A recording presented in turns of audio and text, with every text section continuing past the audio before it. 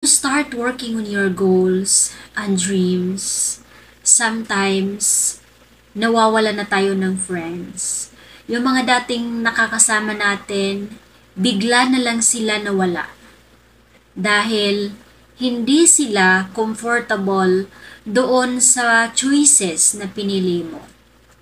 So yung dati na araw-araw mo kasama ay naging kaaway mo na dahil hindi niya nagustuhan yung pinili mo na choice. Yung minsan na napagkamalan ka na, nabaliw ka na, dahil nangarap ka na imposible makamit mo. Hindi sila naniwala sa'yo.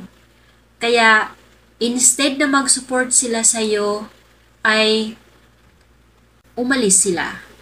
Umalis sila, iniwan ka dahil hindi sila naniniwala sa iyong piniling desisyon sa buhay.